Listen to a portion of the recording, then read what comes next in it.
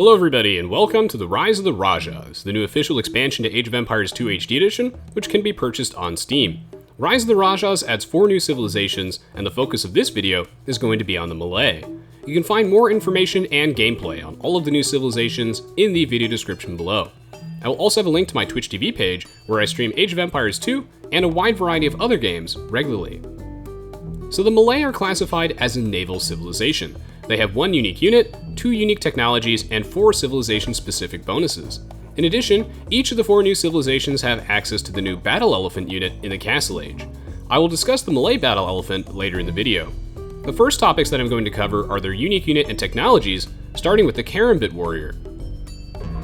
The Karambit Warrior is a generic melee infantry unit that has very poor combat stats but costs almost nothing to produce, and is the only unit in Age of Empires 2 that counts for only half a population slot. It can only be created at the castle, and it costs a ridiculously cheap 25 food and 10 gold to produce. Due to its absurdly cheap cost and only being worth half a population, the Karambit Warrior is the quintessential swarming unit. A horde of Karambit Warriors can spawn incredibly quickly, and easily overwhelm your opponents with sheer numbers. While their cost is low, a group of archers, hand cannoneers, scorpions, or high armor melee units can easily take them out. The 10 gold cost does add up over time if you're not careful with your units, but most importantly, you can have so many of them on the field that Karambit Warriors have potential as a raiding unit, a rushing unit, and a large army that you need in a desperate situation. When we take a look at the Malays' units and bonuses, we can see that they favor a quantity over quality approach, and seek to overwhelm their enemies with superior numbers. Malay's first unique technology is thalassocracy, which has the unique effect of upgrading their dock buildings to harbors. Harbors are powerful coastal fortifications that function the same as docks, but have the added benefit of having extra HP and the ability to fire arrows. They can research thalassocracy in the Castle Age for a cheap cost, and it gives the Malay an excellent tool to defend their coastlines with. Their harbors will have the same range as a galleon, and can be upgraded with fletching, bodkin arrow, and bracer, just like a normal castle or tower. This means that the Malay become extremely resilient to raiding on the water as soon as they have a castle. Combined with their economy bonuses, the Malay should be able to build up a large enough navy behind the safety of their own harbors, while simultaneously preparing to swarm them with Karambit Warriors, two-handed swordsmen, or battle elephants. It is worth noting though, that harbors still cost the same modest 150 wood as a dock does, making them the only attacking fortification in the game that does not also cost stone. Because of that, it's possible that this building has some very odd uses, and I look forward to seeing how players take advantage of it. For starters, it's quite easy to fill your coastline with harbors, and while harbors are not that strong individually, in mass they can become quite a pain to remove. Cannon galleons will make short work of them though, and without architecture or the massive hidden building armor of a castle, massed galleons and other ships can still remove harbors with enough effort. In addition, while the harbor seems to be limited by only being buildable on the coastline, your opponent also has a coastline, so it's possible that some sort of weird harbor rush strategy might be abusable on certain maps. Thankfully though, harbors were carefully designed with many meaningful drawbacks, which will hopefully keep it primarily as a defensive building. Harbors deal significantly more damage to ships compared to land units, and they also count as fortifications once upgraded, meaning that they take an additional 11 damage from castles, which discourages their usage along enemy coastlines. Lastly, harbors are easily removed by trebuchets, bombard cannons, cannon galleons, and any other similar units, especially because the Malay don't get the architecture upgrade. Overall, harbors are certainly a very useful defensive building, and are an excellent bonus to have on the water as a means to protect your ships while you build a navy. Their other unique technology, Forced Levy, is only available in the Imperial Age, and it is researched at the castle. Forced Levy reduces the gold cost of your militia units to 0. This means that your two-handed swordsmen in the late game cost no gold, and as a result, the Malay once again have another viable tool to swarm their opponents. In many games of Age of Empires 2, particularly 1v1s, you will often be in situations where gold runs dry in the late game, and you must rely on mixing in pikemen, elite skirmishers, and hussars into your army to conserve gold. There are many civilizations with excellent bonuses to these units, but the Malay have one of the best, because they get two-handed swordsmen that don't cost gold. When we compare a two-handed swordsman to any of those 3 units, it is clear that the two-handed swordsman is significantly better, and it actually still costs less than a hussar.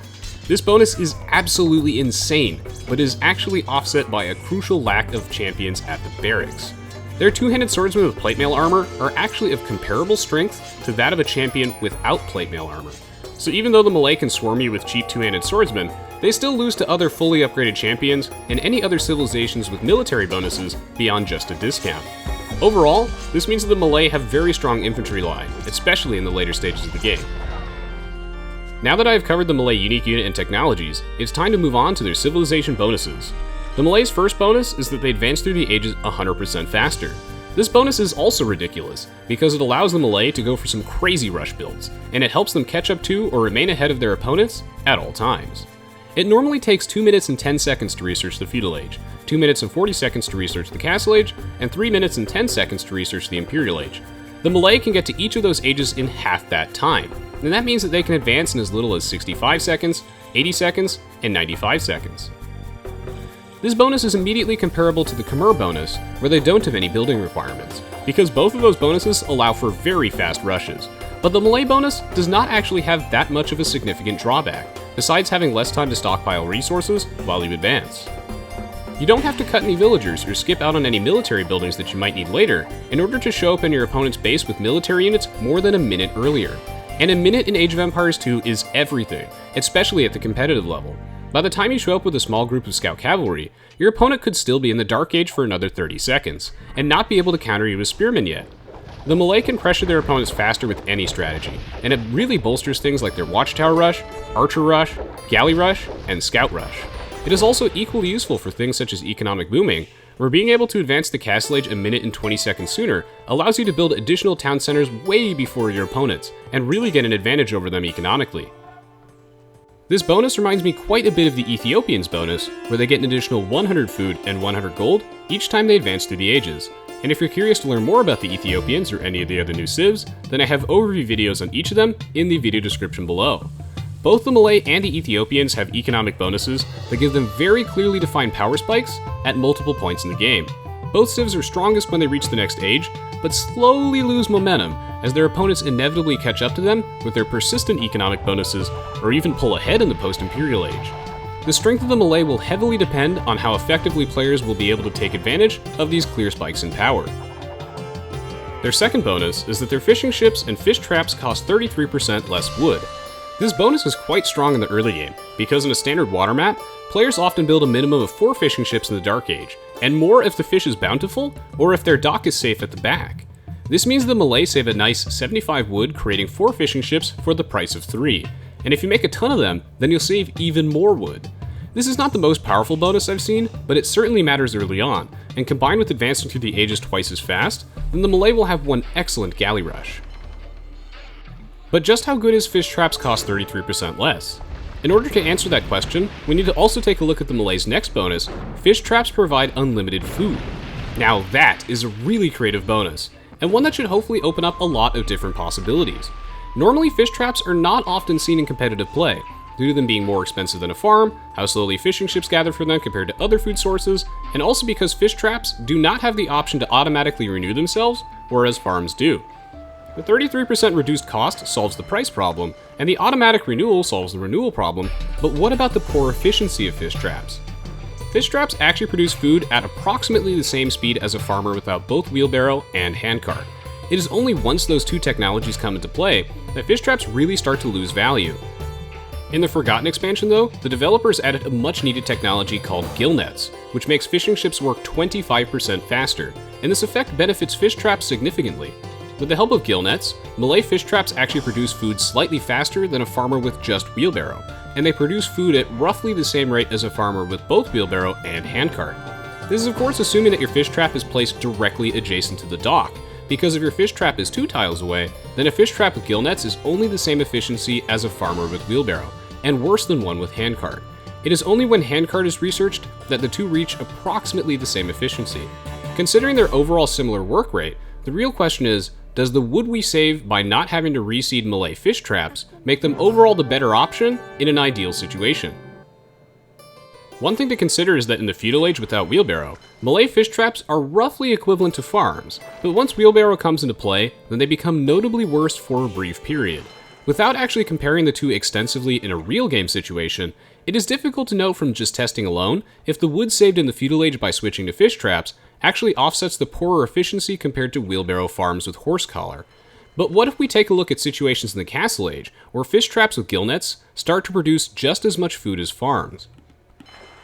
One thing is for certain, that once Malay fish traps have gill nets to match the efficiency of a farmer, then we can really start to take a look at our wood savings.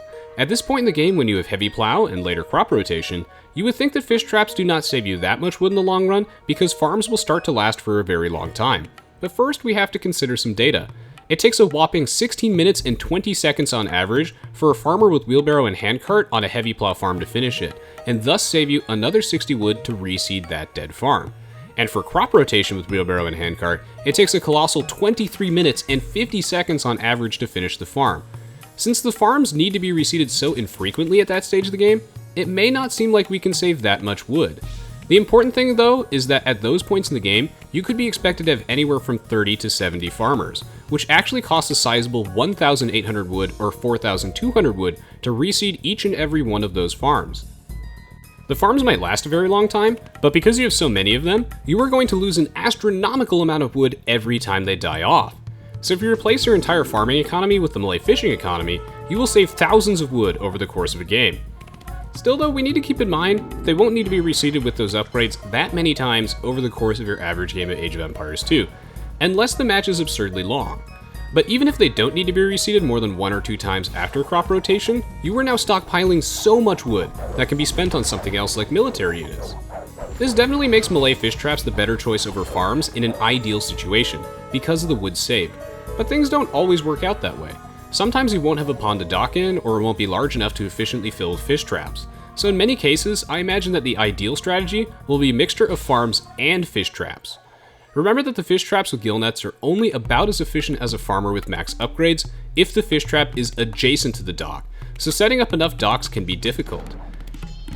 It will take plenty of real game experience though, and not just testing, to determine how good this bonus is in practice. But on paper, it seems to certainly have its uses, and it really is such a unique and creative civilization bonus.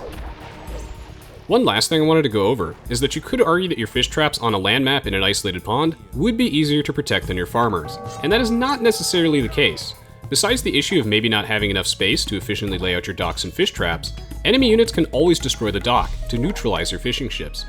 Harbors can fight back though, which does make them a passable deterrent to raiding, but the harbor will still inevitably fall to even a small group of armored cavalry units.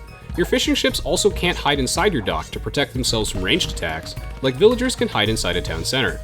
So in general, I don't believe that fish traps are necessarily always safer than farming, but I do believe that there's a very reasonable case to be made that Malay fish traps will save you a ton of wood in the long run, and therefore are worth considering mixing into your economy.